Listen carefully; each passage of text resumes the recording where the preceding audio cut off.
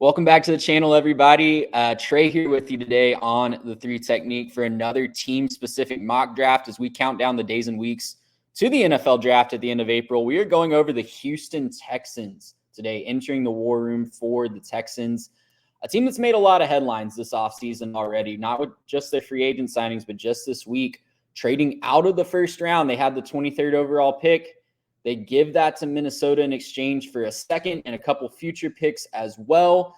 An interesting move, to say the least. I think mixed opinions from the fan base from what I'm seeing online and hearing in the sports talk radio stations, but an interesting move, to say the least, and one that'll give them an opportunity to maybe take the best available player at 42. Lots of options down in a very talented draft. The Texans, of course, already made some big free agent splashes as well, especially on the defensive side of the ball. They get Danielle Hunter and Nico Autry on the defensive line, Azeez Al-Shakir at linebacker.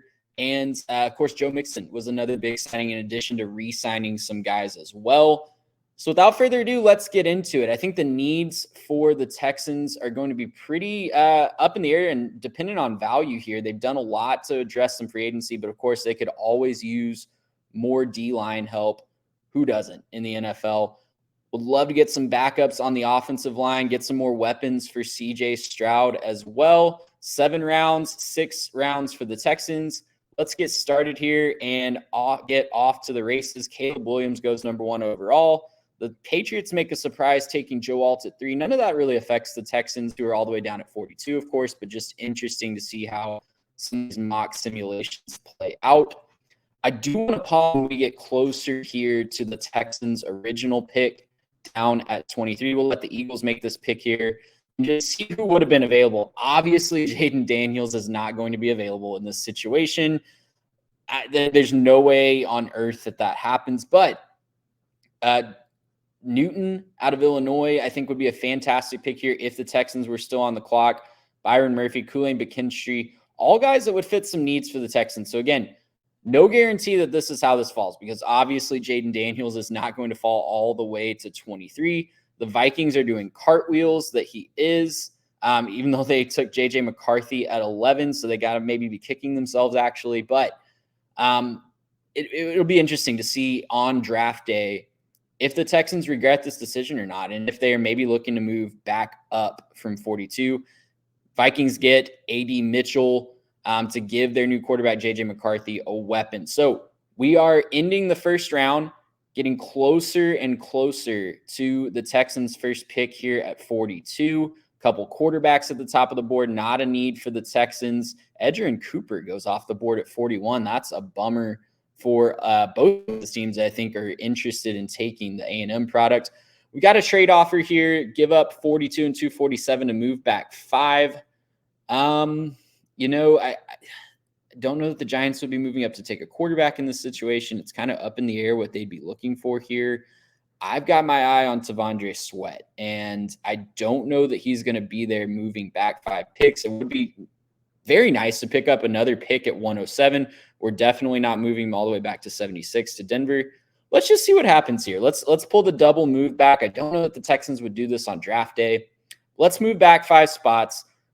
Giants get their quarterback. Raiders get one as well. And would you look at that?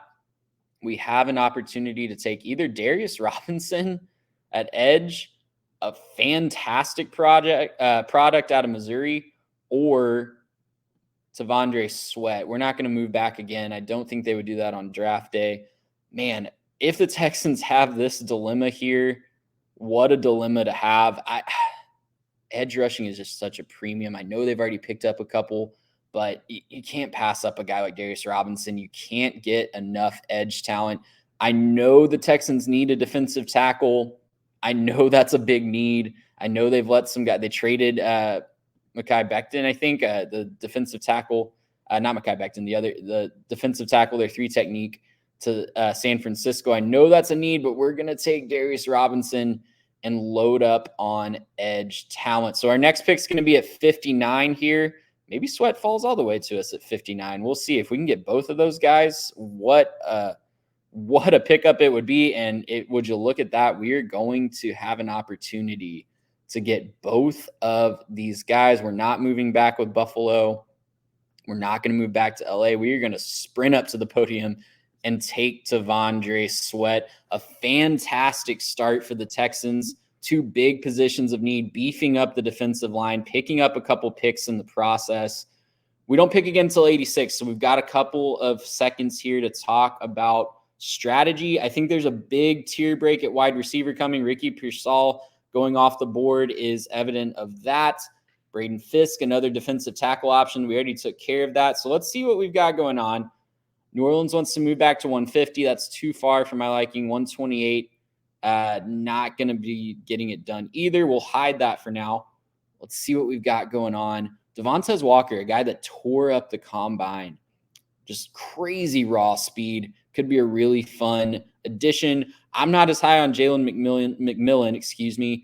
I think there's running back value to be had, especially now that we have another pick at 107.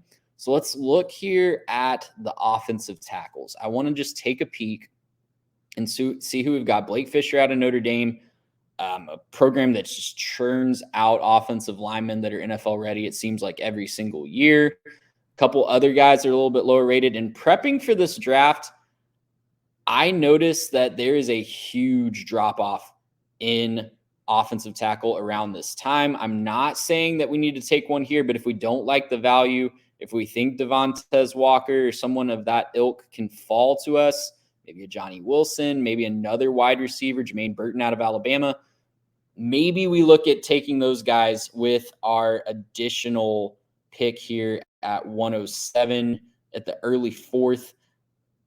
It's so tough. You never want to reach in these situations, but I do really think the Texans need a backup offensive tackle, need a swing guy that they can plug and play if there's an injury. I'm going to go ahead and take Blake Fisher out of Notre Dame. There's just such a huge drop-off after him when it comes to perception of these prospects that I just don't want to risk it. And in doing these mock drafts to prep for this episode, I found very quickly that you run out of tackle talent quickly. I don't think there's going to be one worth taking in the fourth round here at 107. So let's see who shows up. Braylon Allen out of Wisconsin would be a fantastic running back pick. The knock on him is he has a lot of tread coming off those tires already. Dwayne Carter, Tyron Hopper, a couple of great prospects there. It's going to be interesting. Kalen King, a guy that we were very high on this podcast for a while, but he kind of fell off, lost his luster. I love Jalen Wright at 117. I think that's a fantastic opportunity, but we have another pick at 123. So I want to try to maybe get one of these guys that is not going to fall all the way down. We need some help at corner. Renardo Green out of Florida State, a fantastic prospect, would be a good option here. Kalen King, like I mentioned, kind of losing some of his luster. Tyron Hopper, great linebacker prospect. I'm going to go ahead and take the best cornerback available on these rankings, Renardo Green. Get some help in that secondary, get another great athlete back there for the Texans as we wait our next pick at 123. I'm hoping we get a wide receiver to fall to us here or a running back like Jalen Wright. And it looks like we will. So this is an interesting situation. We could go get another a linebacker, a great prospect that I thought about taking at 107 in Tyron Hopper. We could also, as you look at who we've gotten so far, we've taken care of edge and defensive tackle, offensive tackle and corner. I think it's time to give CJ Stroud another weapon on this offense. Joe Mixon is going to be fantastic for this year and maybe one more year after that, but he is going to need somebody to take over. I think Jalen Wright is that guy, the 4.3, 840 at the combine. You use your fourth round pick to get that, and we're already back on the clock at 127. So I keep talking about Hopper. I think that might be my pick here. I just want to take a peek at who else is available. Let's look at the wide receivers here. I think we've hit a tier break pretty clearly. Yep. Not anybody I'm going to take this high at 127. So we are going to take Tyron Hopper, the linebacker out of Missouri. So we have a long break before the next pick for the Texans, all the way down at 188. Let's go over what we've gotten so far. Darius Robinson, we get a couple of Missouri teammates, the edge and the linebacker, Tyron Hooper from Missouri. T'Vondre Sweat at Texas is our defensive tackle pick. Blake Fisher out of Notre Dame at offensive tackle. Renardo Green, the corner from Florida State, and Jalen Wright, the running back from Tennessee. I'm really excited about this draft class for the Texans so far. You see a few other guys that are falling down the board. I'm really glad we've already taken care of tackle and corner because the depth at that position after the first few rounds really dries up quickly. I don't see a lot of value picks in the later rounds there. So as we go through the whole 5th round without a pick and about 10 picks into the 6th round, before we pick, we really need to make sure that we take care of those early. And we'll see who falls to us. Jarian Jones, the teammate of our previous pick, might be a good pick here. I like Josh Proctor as a safety product out of Ohio State. A lot of good tools on his repertoire. But as we scroll through here, you can see just a lot of guys that I'm not sure are worthy of a pick at this point. Maybe a couple of late 6th, 7th round flyers. You see the Texans have another pick coming up at 238, and that's going to be our final pick, I believe, unless I'm forgetting something. We're going to take Josh Proctor. We're going to take a safety product here out of Ohio State. A lot of good tools in his repertoire. We need some more help on that back end. You can never have enough athletes back there, enough good depth in the passing happy NFL, especially with some of the offenses that the Texans are going to face with a first place schedule this year and going forward. So we wait for the Texans' last pick here. We've taken care of a lot of the needs. Now we can kind of go and see who the best available player here is at the end of the draft. A lot of times teams will look at guys that they just don't want to fall into undrafted free agent territory because then they can sign with anybody. So you might see them reach outside of the prospect rankings for a guy that they really like, that they don't want to have to fight other teams for. That's what happens a lot of times with these 7-round picks. As we are coming up here, pick 238, Damani Richardson, the safety from Texas A&M, a good option here if we didn't already take a safety. Jawar Jordan was a stud at Louisville, a great running back.